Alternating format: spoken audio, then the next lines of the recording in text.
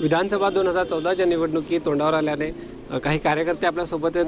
राष्ट्रवादीचा बालेकिल्ला मानला जाणारा हा पिंपरी चिंचवड, अशाच राष्ट्रवादीच्या एका उमेदवाराकडे आपण आलेलो आहोत. विठ्ठल उर्फ नाना काटे हे उमेदवार आहेत. त्यांचे काही कार्यकर्ते आपल्यासोबत आहेत. त्यांच्याचकडनं जाणून घेऊया की नेमक्या आमदाराकडनं किंवा आता उमेदवारांकडनं काय अपेक्षा आहेत, त्यांच्या कार्यकर्त्यांच्या काय अपेक्षा आहेत किंवा या सामान्य नागरिकांच्या काय अपेक्षा आहेत. तुमचं सगळ्यांचं स्वागत आहे KB9 न्यूजमध्ये.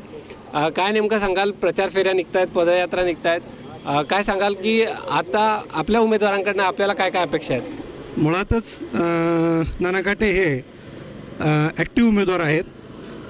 पिंपरी चिंचवडमध्ये 5 वर्ष त्यांनी कॉर्पोरेशनच्या माध्यमातून या भागाचा अत्यंत चांगल्यापैकी विकास केलेला आहे. त्यानंतर त्यांची मिसेस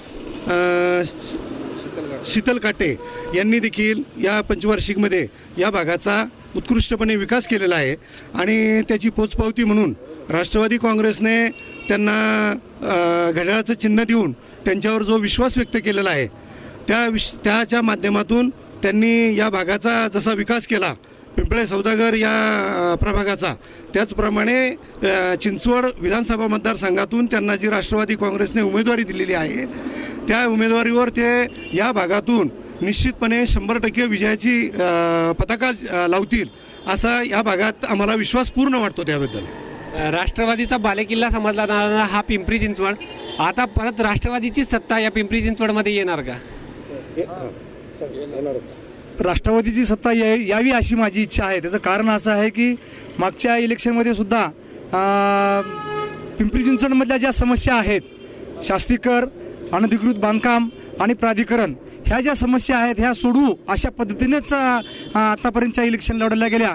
पण अजितदादाने सांगितलं की एक हाती सत्ता नसल्यामुळे आम्ही हा प्रश्न सोडवू शकलो नाही. मुख्यमंत्र्यांनी निर्णय घ्यायला खूप उशीर लावला.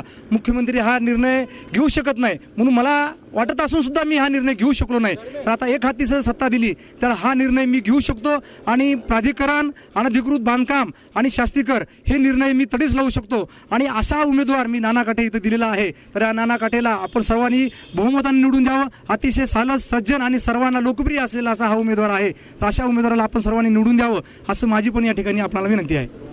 नक्कीच राष्ट्रवादीचा बालेकिल्ला समजणारा हा पिंपरी चिंचवड, यात पुन्हा राष्ट्रवादीची सत्ता येणार का याकडे सगळ्यांचंच लक्ष आहे. काही कार्यकर्ते आपल्यासोबत अजून आहेत, त्यांच्याशी जाणून घेऊयात. काय सांगाल, नेमक्या कार्यकर्त्यांच्या सुद्धा काहीतरी अपेक्षा असतात उमेदवारांकडनं, काय अपेक्षा आहेत नेमक्या कार्यकर्त्यांच्या?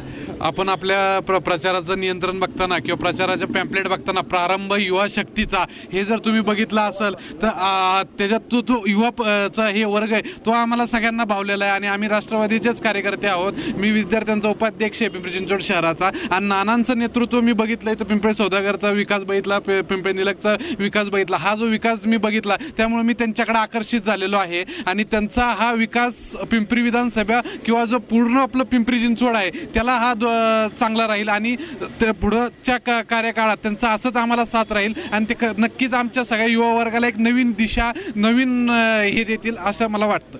नक्कीच मोठ्या प्रमाणावर तरुण आता मतदानाचा भाग व्हायला हवा, कारण की तरुण मोठ्या प्रमाणात त्यांची संख्या जास्त आहे. तर एक तरुणांना काय सांगू इच्छितो तू? तरुणांना मी एवढंच सांगतो की नाना तुमच्या हाकेला कधीही धावून येणारा असं नेतृत्व आहे. तुम्ही पिंपरी निलक किंवा पिंपळे सौदागर मधले सगळ्यांचं बघा. आज तिथल्या मुलांना एक विविध रोजगार दिलेला आहे. रोजगाराच्या माध्यमातून त्यांना स्वतः स्वावलंबी बनवायचं नानांनी शिकवलेलं आहे आणि हेच सगळ्यांना मी सांगू इच्छितो की आपणही नानांच्या संपर्कात आला आणि त्यांना भरघोस मतांनी विजय केला तर ते नक्कीच आपला माझ्यासारख्या सामान्य कार्यकर्त्यांनी जर आज लक्ष दिलेलं आहे तर ते पुढे तुमच्याही लक्ष नक्कीच देतील. नक्कीच आपण नाना काटे यांच्या नेतृत्वाबद्दल बोलू की त्यांचं नेमकं नेतृत्व कसं आहे, त्यांचं कार्यकाल कसं आहे.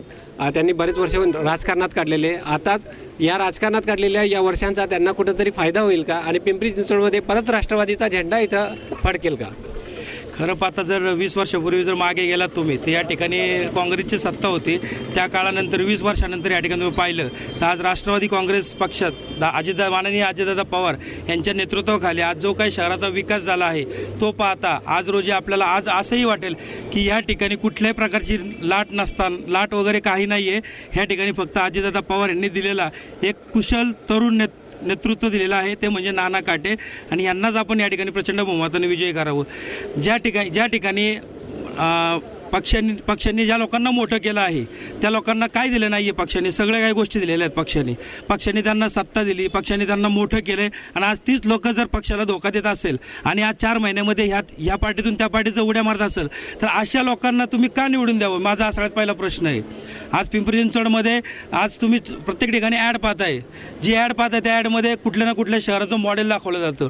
मी तर या ठिकाणी तुम्हाला सांगेल, तुम्हाला जर मॉडेल पाहिजे असेल तर पिंपळे सौदागर हे विभागाचं मॉडेल पहा आणि मग तुम्ही ठरवा की पिंपळे सौदागरचा जर एवढा मोठा विकास करू शकतो नाना काटे, तर साहजिकच आहे चिंचवड विधानसभा मतदारसंघाचा मोठ्या प्रमाणात जर तुम्हाला विकास करायचा असेल तर मी पुन्हा एकदा आव्हान करेन सर्वांना की पिंपरी चिंचवड विधानसभा मतदारसंघामधील तरुण नेतृत्व नाना काटे यांनाच प्रचंड बहुमताने विजयी करावं. नक्कीच अगदी महत्त्वाचं यांनी सांगितलेलं आहे की विकास बघून सगळ्यांनी मतदान केलं पाहिजेत.